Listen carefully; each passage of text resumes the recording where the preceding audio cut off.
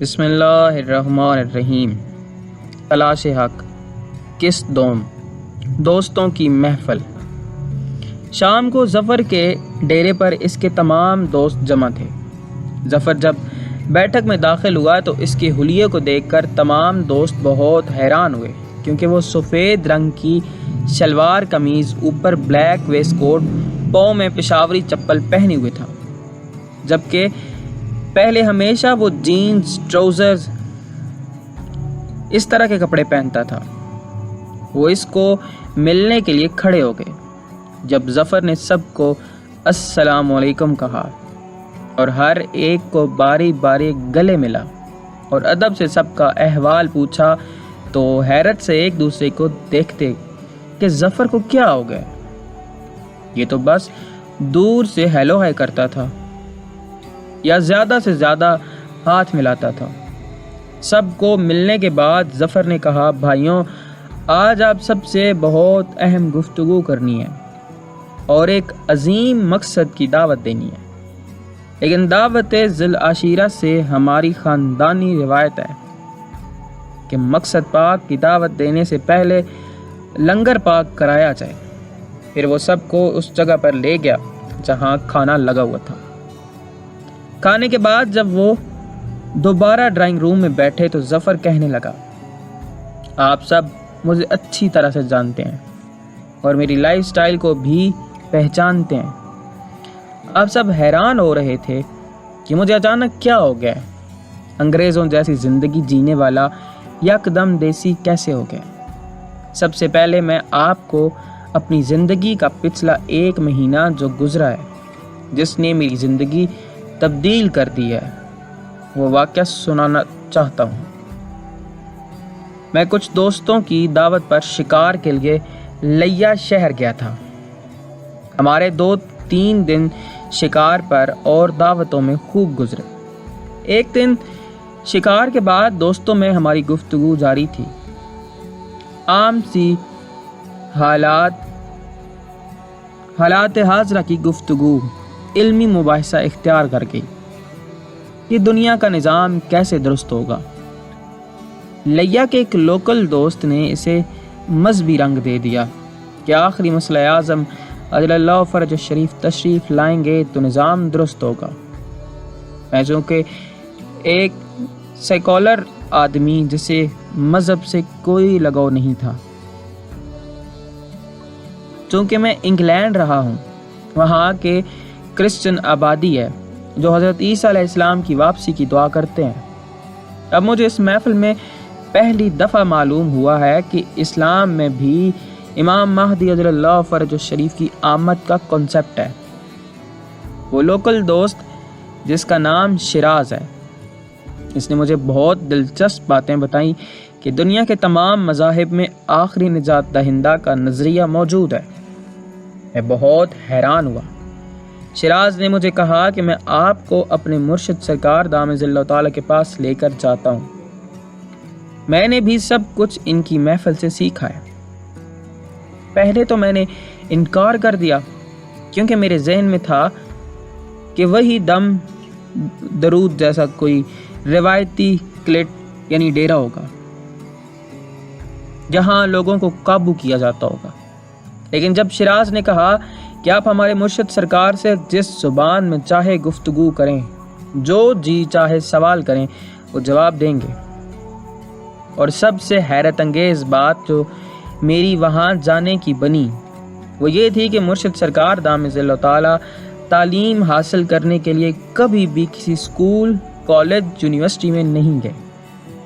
میں نے سوچا شاید شیراز کچھ بڑھا چڑھا کر پیش کر رہا ہے، لیکن جب اس نے کہا کہ آپ میرے ساتھ آ کر خود مشاہدہ کر لیں، میں جو ہر چیز کو سائنٹیفک بنیاد پر پرکھنے والا بندہ ہوں، وہاں چلا گیا۔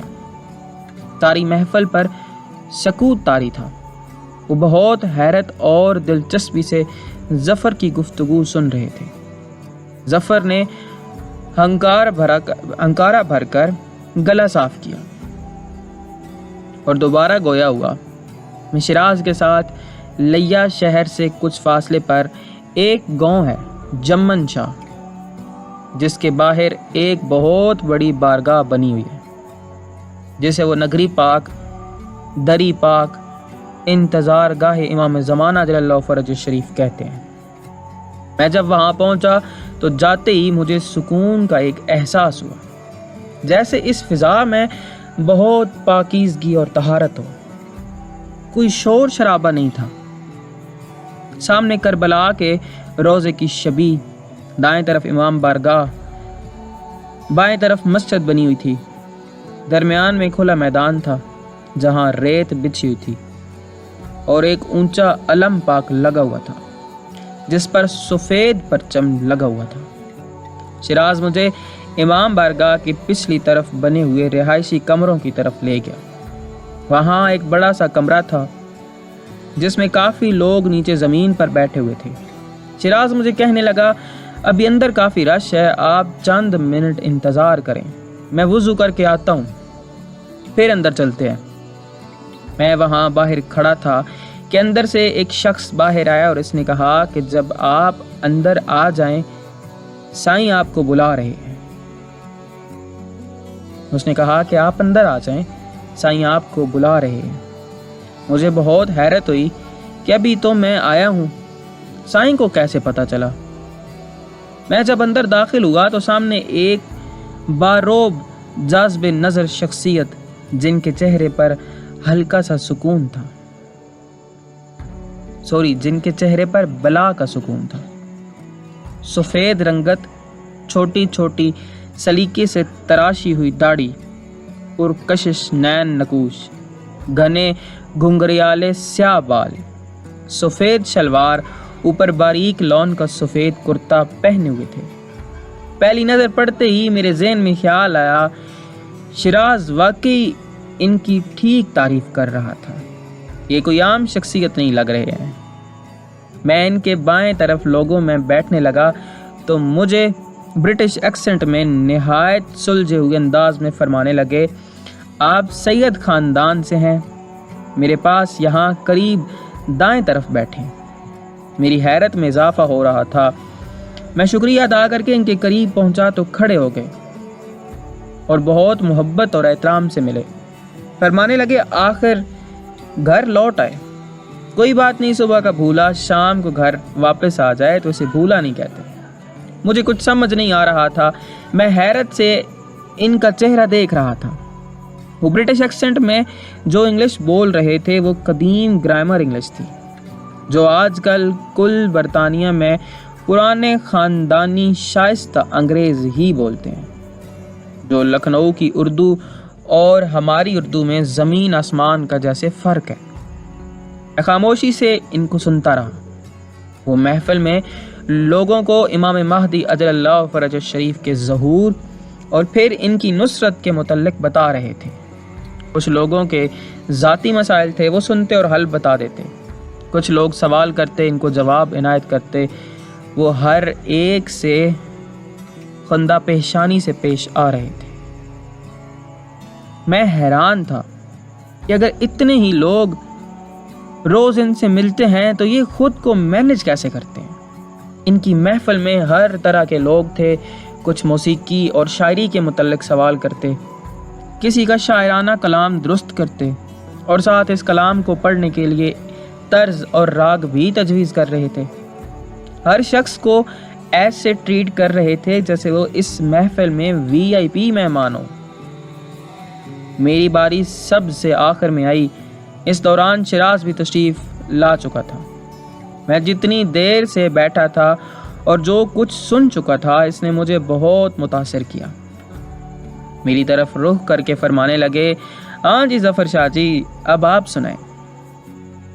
میں نے کہا، میرے لیے یہ سب نیا تھا لیکن حیرت انگیز رہا ہے، لیکن سچ پوچھیں تو میں سیکولر ہوں، مذاہب میں مجھے کچھ دلچسپی نہیں ہے اور اسلام میں تو مجھے بالکل بھی دلچسپی نہیں ہے، کیونکہ ان کی ساری تاریخ خون سے بھری ہوئی ہے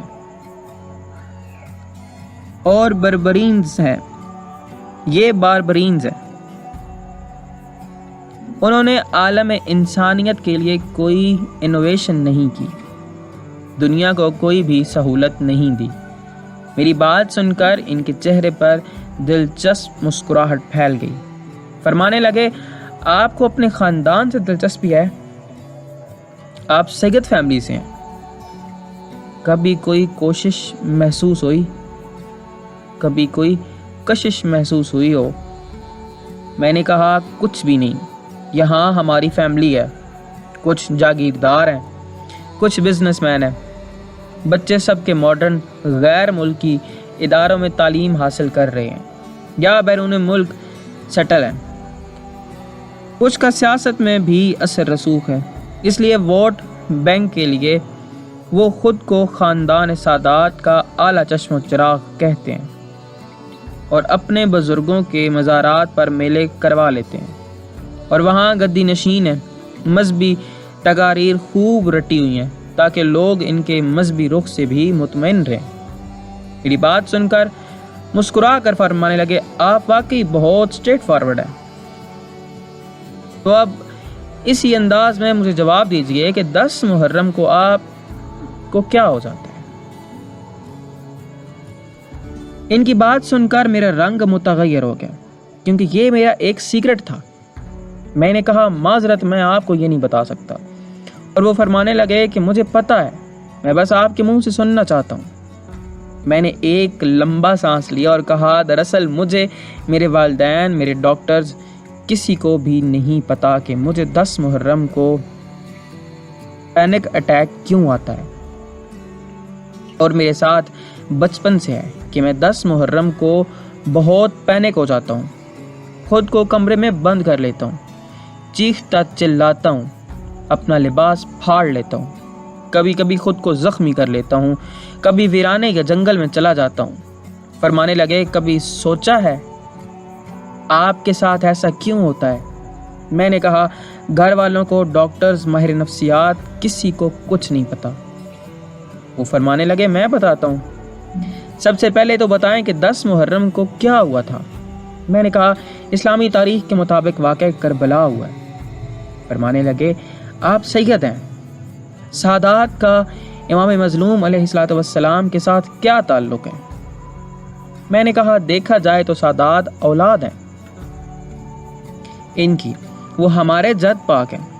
فرمانے لگے، اب آپ ان دونوں کڑیوں کو جوڑیں، سادات اور واقعہ کربلا۔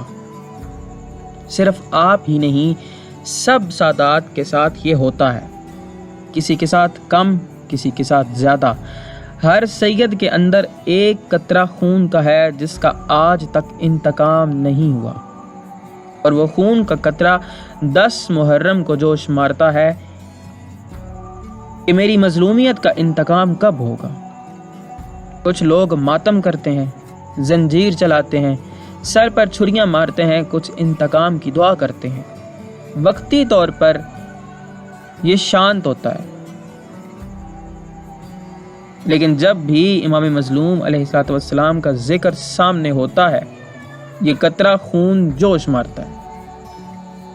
آپ کے ساتھ بھی یہی ہوتا ہے، یہ قطرہ خون تب تک جوش مارتا رہے گا جب تک کہ امام حسین علیہ الصلوۃ والسلام کے پاک وارث امام مہدی عجل اللہ فرج الشریف اپنے جد مظلوم علیہ الصلوۃ والسلام کا آ کر انتقام نہیں لے لیتے۔ میں نے سوال کیا، تو کیا ہم بھی انتقام لے سکتے ہیں ابھی کسی کو مار کر؟ فرمانے لگے، ہرگز نہیں، ہم امام مہدی عجل اللہ فرج الشریف کے انتقام کے لیے راہ ہموار کر سکتے ہیں۔ میں نے کہا، اگر مناسب سمجھیں تو امام مہدی عجل اللہ فرج الشریف کا تعارف کروا دیں، کیونکہ مجھے ان کے بارے میں کچھ بھی نہیں پتا۔ یہاں انہوں نے مجھے اللہ کی وحدانیت، مذاہب، سلسلہ انبیاء کرام علیہم السلام، اور پھر آخری نبی کریم صلی اللہ علیہ وآلہ وسلم اور ان کی اولاد، ان کے جان نشین 12 ائمہ معصومین علیہم السلام کا تعارف کرایا، اور پھر خصوصی طور پر شہنشاہ معظم امام زمانہ عجل اللہ فرج الشریف، ان کی دنیا میں آمد، غیبت اور پھر ظہور کے متعلق بتایا، اور پھر آج کے دور میں سادات و مومنین کی ان اجل اللہ فرج شریف کے متعلق ذمہ داریاں کو بتایا۔ باتیں میری سمجھ میں کچھ آ رہی تھیں۔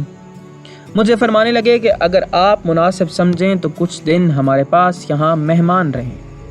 میرے لیے چونکہ سب کچھ نیا اور حیرت انگیز تھا، اس لیے میں نے حامی بھر لی، اور پھر میری زندگی میں وہاں رہ کر اس قدر تبدیلی ہوئی، اتنا کچھ سیکھا، وقت گزرنے کا احساس ہی نہیں ہوا۔ یہاں میرا پہلی دفعہ مرشد کریم سید محمد جعفر الزمان نقوی البخاری سرکار دامت اللہ تعالیٰ سے تعارف ہوا۔ چند دن ایک مہینے میں بدل گئے۔ یہاں سرکار دامت اللہ تعالیٰ کے بابا پاک دامت اللہ تعالیٰ اور ان کے بڑے بھائی سرکار محمد باقر نقوی دامت اللہ تعالیٰ سے بھی میری ملاقات ہوئی۔ ان کی شخصیات کے بارے میں کہنے کے لیے میرے پاس الفاظ نہیں ہیں، بہت باکمال شخصیت ہیں۔ میری زندگی مکمل طور پر تبدیل ہو چکی تھی۔ میں نے ان سے ایک دن اجازت چاہی اور کہا کہ اگر آپ مناسب سمجھیں اجازت فرمائیں تو میں اپنی فیملی، اپنے دوستوں اور اہل علاقہ کو بھی اس مقصد عظیم کی دعوت دوں۔ میرے کہنے پر انہوں نے فرمایا ضرور دعوت دیں، مگر محبت کے ساتھ۔ پہلے آپ اپنے رویے میں محبت اور عاجزی پیدا کریں، پھر سب کو دعوت دیں، اپنے کردار اور اخلاق سے تبدیلی لائیں۔ بس ان سے اجازت لے کر میں واپس گھر آیا ہوں، اور اب آپ سب کو بھی اس مقصد عظیم کی دعوت دیتا ہوں کہ آپ سب بھی اس طرف آئیں تاکہ مل کر ہم سفر کو جاری رکھیں۔ پھر ظفر نے سب دوستوں کو کہا اب آپ سب اس بارے میں کیا کہتے ہیں؟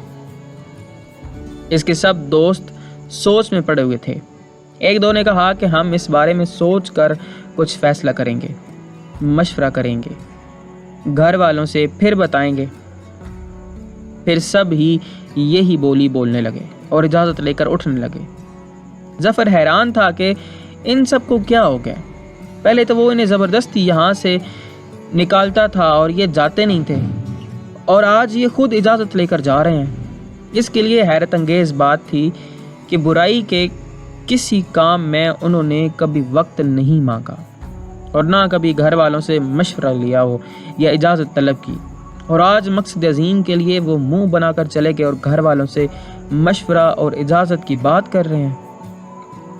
اس نے اپنے دونوں نوکروں کو دیکھا اور کہا بھائی رفیق اور بھائی زاہد، آپ دونوں کیا کہتے ہیں؟ دونوں یک زبان ہو کر کہنے لگے سائیں ہم ہر حال میں آپ کے ساتھ ہیں، آپ کی ہر بات حق ہے۔ ظفر نے انہیں شاباش دی اور دعا دی اور وہاں سے اٹھ کر اپنے بیڈ روم میں چلا آیا۔ یا ربا محمد وآل محمد صلی علی محمد وآل محمد وعجل فرج آل محمد۔